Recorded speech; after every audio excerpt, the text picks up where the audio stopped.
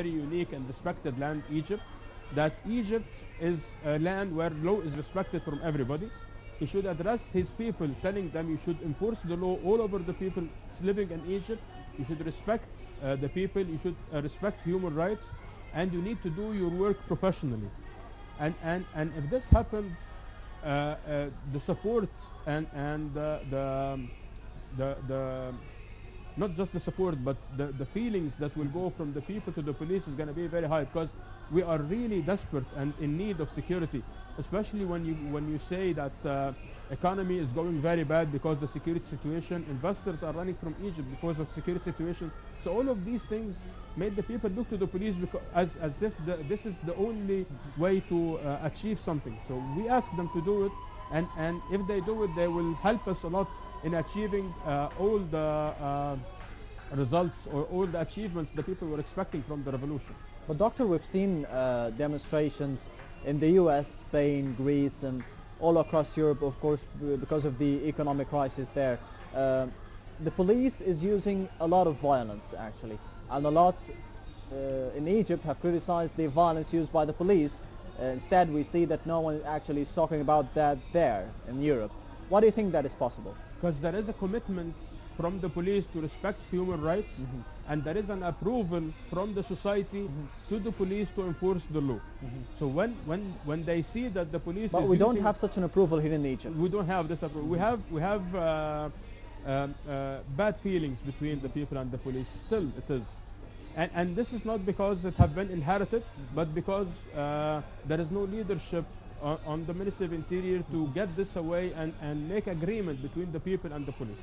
If we're talking about the United States, London, Greece, all the countries that we've seen demonstrations in, it's always that the police is standing there protecting infrastructure, protecting private and countries' properties, and protecting the demonstrations But whenever themselves. things go out of control, and the second they go out of their rights and they exceed it, yes, they give them clear messages. If you don't go back to your to where you were, we're going to take action. And if they continue, they take action. And in that case, you find that the people are harmed from this. Is this small amount of people that were doing this violence? But all the people watching that on TV, they're saying, yes, the police has the right to do so. This is what we lack in Egypt. And this comes through trust, transparency. I remember people said the police has no right to do this when people started to move towards the Ministry of Interior, which I didn't understand. and the you know? Ministry of Defense as well. Yes, if you are sitting at your home and you found someone coming just thinking of attacking you or something like this, what are you going to do? Tell them just hi, please come in, or what are you going to do? And we're talking about defense and Ministry of Interior. Exactly. And the point is, because of we have lack on definitions. What are the rights for the demonstrator? If we agree together as a society that if you are demonstrating, then you have the right to go and burn buildings, and the society agree on this, definitely the police will take no action. But there is no society on the world will accept that demonstrators go and burn buildings, and that's why the police should interfere. Yes. And if they don't interfere, then we should ask them why you didn't do so, because you're taking your salary to do this job, protecting us and our buildings. So we need here to make strong and quick actions. We've been waiting for the last 24 months for leadership and the head of the Ministry of Interior to take actions quickly in getting this very clear and the messages, definitions, and enforcing the law. But we hope that the new minister will start taking this action. But what are the more important challenges facing the new Minister of Interior? I think he has a lot of challenges. First is that the morale is still in the Ministry of Interior is very bad. The segments, the different segments in the Ministry of Interior are not respecting each other as they used before. The society is not ready for law to be enforced. When I talk about the society, we have to differentiate between normal citizens like your kind selves and you want the law to be enforced, and those others who want to take an opportunity from the lack of law enforcement, and these are not ready for the law to be enforced on them. At the same time, there is a lack in logistics after burning that 99 police stations, and there are a lot of infrastructure within the Ministry of Interior that need to be set up. But I think if one step have been taken in the right direction, it will help a lot in achieving the others. But maybe till now the vision is not clear. What we need to do from my point of view is that we need to set up a new strategy, whether it's going to be in the short term or in the middle term. And this strategy should not be related or just implemented through this minister. It has to be implemented on the longer term. So whatever minister is going to come after this one should continue on the same strategy. And that's why we have to take the consensus from the people involved in the Ministry of Interior and from the society about this strategy, so as to make sure that it's going to be implemented in the long term. I believe we need both, the short term and the long term, to work parallelly together, because this is something very important. I totally agree, yeah. So do you think one day law will be applied in Egypt? People will respect law, starting from driving, from the traffic that we all suffer these days. I don't know what happened these days in particular, and all what is going on during our daily life. Do you think one day we will have a law to accept and rules to be applied? Let's be optimistic and say yes, this will happen. And let's say that the streets we're moving in is a very big something, how this country respects the law, how this country is organized. And I think that anybody moves in the street now, he's going to have bad feelings. So let's hope that this will get set up in a very short period. Yes. Dr. Ehab Yusuf, the General Secretary of the Police and the People Are for Egypt Association, thank you very much for being with us tonight on Nile Cruise. It is always a great honor to be with you. Thank you very much. And thank you for the role you're doing in trying to educate the society how to develop their moral and get Egypt better. Thank you very much. Now it's time to go out for a quick break. We'll be right back again with you on Nile Cruise, so stay tuned.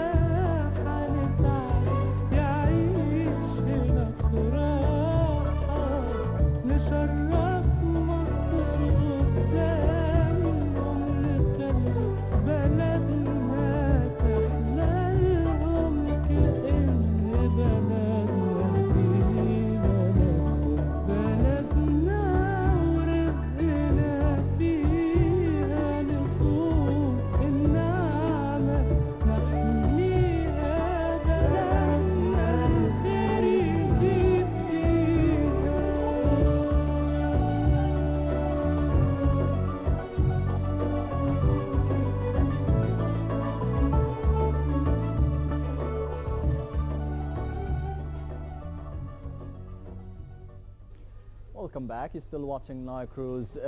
In this segment in specific, we're going to be hosting a very important person, a success story as well.